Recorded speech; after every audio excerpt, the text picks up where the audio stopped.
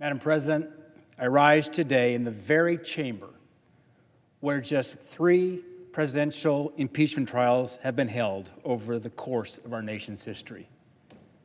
President Johnson in 1868, President Clinton in 1999, and now President Trump. In fact, I sat at this desk the past 2 weeks, listening to over 65 hours of trial proceedings. And during that time, we heard from 13 witnesses. We viewed 193 video clips, 28,000 pages plus of documentation, and senators over that 16-hour period asked over 180 questions. In the Senate, we took our solemn duty very seriously. And if there's one thing to be remembered from this trial for generations to come, it is this. Sadly, over the course of our country's 244-year history, never has our nation faced such a partisan abuse of power. Never has the Senate been faced with articles of impeachment that allege no crimes in an attempt to remove a duly elected president of the United States from office. Never before have we seen such a partisan presidential impeachment process. In 1974, when President Nixon faced impeachment, Nixon, a Republican, 177 House Republicans joined Democrats in support of the impeachment inquiry. During President Clinton's impeachment, a Democrat, 31 Democrats joined House Republicans. But with President Trump, there were 0. Not one Republican supported it. In fact, there were some Democrats that opposed it. So to be clear, there was actually bipartisan opposition. This impeachment is an unprecedented, purely partisan threat to the Constitution. Our founding fathers, the framers of our great Constitution, they understood what the power of impeachment meant when they gave it to Congress after great deliberation. Alexander Hamilton and James Madison feared the congressional abuse of power and legislative tyranny as they debated whether to include the power of impeachment in the Constitution. Because the founders knew the removal of a president from office amounted to a political death sentence. In Federalist 65, Hamilton warns the House could be intemperate, was the word he used, and abuse their majority. He proclaimed then the United States Senate would be and I used his words, unawed and uninfluenced, the independent institution to determine whether a House impeachment was warranted. The founders had the wisdom to establish a 2/3 Senate vote threshold to help ensure that removal could not be achieved by mere partisan politics. The founders established that the thermonuclear option of impeachment must be bipartisan to safeguard not just the president from unwarranted removal, but importantly, to protect the will of the American people who elected the president in the first place. Unfortunately, Nancy Pelosi, Adam Schiff, House Democrats have done exactly what the founding fathers feared. They've ignored what House manager and the chairman of the House Judiciary Committee, Jerry Nadler, himself correctly observed during the 1998 Clinton impeachment when he stated, and I quote, "There must never be a narrowly voted impeachment or an impeachment substantially supported by one of our major political parties and largely opposed by the other. Such an impeachment would lack legitimacy." That was Jerry Nadler in 1998. Unfortunately, Nancy Pelosi's House of Representatives discarded Nadler's very wise words, and they stubbornly defied historical precedent by rushing these articles of impeachment, driven by a Christmas deadline, on a purely partisan vote and sending it to the United States Senate. The Democrats' decision was a mistake, and it's only further divided our nation during a time when we need to be working together. It was wrong, and it's damaged our country. We now need to fear for future presidents, Democrats or Republicans, who will hold the oath of office in this newly hyper-partisan era.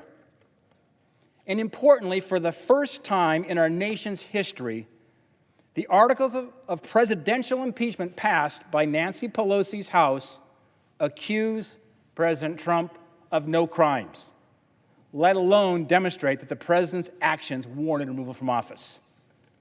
This partisan and weak case from the House managers proves what this impeachment has always been about. It's about pure partisan politics. This impeachment has been nothing more than an attempt to overturn the 2016 presidential election and to severely impact the 2020 election.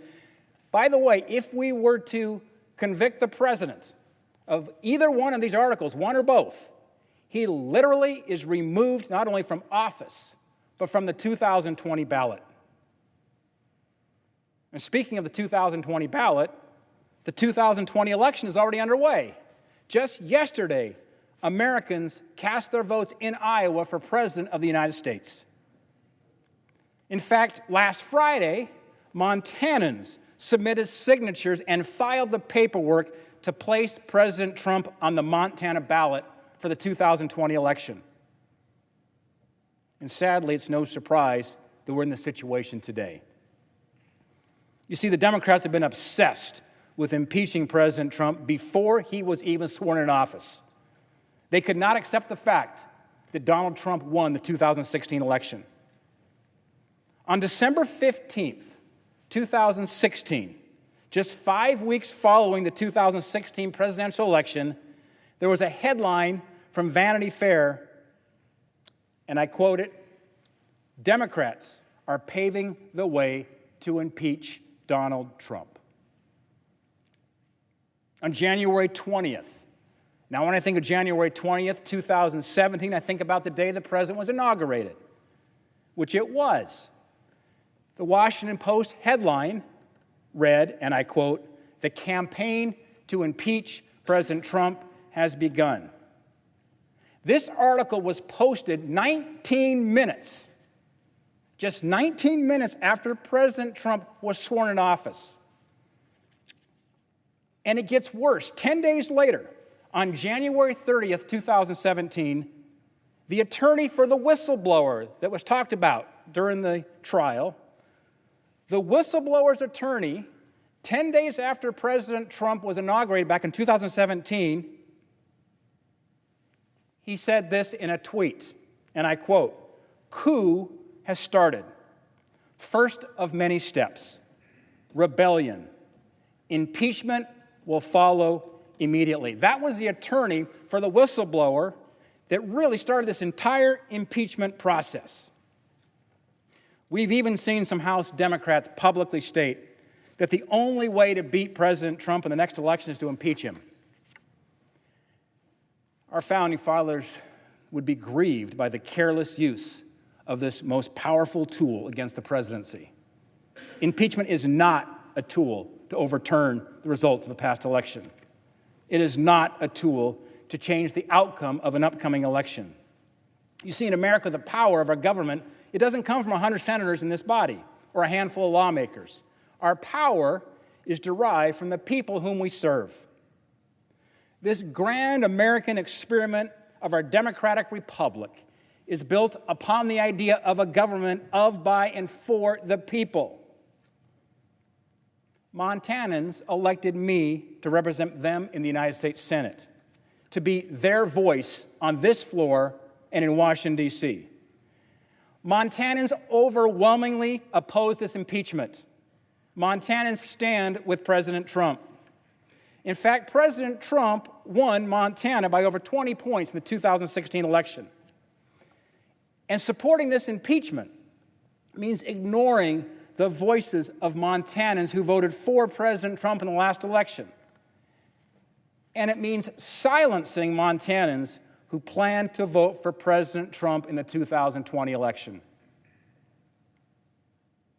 Keep in mind, never before has the United States Senate ever removed a president from office. And it's not going to happen now. I'm voting to acquit President Donald J. Trump. For the good of our country, let it be seared in our minds forevermore. Impeachment must never, ever again be used as a partisan weapon. I encourage my colleagues on both sides of the aisle to fully understand the magnitude of what this would mean for our country. This is the first purely partisan impeachment in our nation's history, and it must be our last. It should be up to the American people to decide who their next president is, not the United States Senate. The answer is an election, not an impeachment. Madam President, I yield back.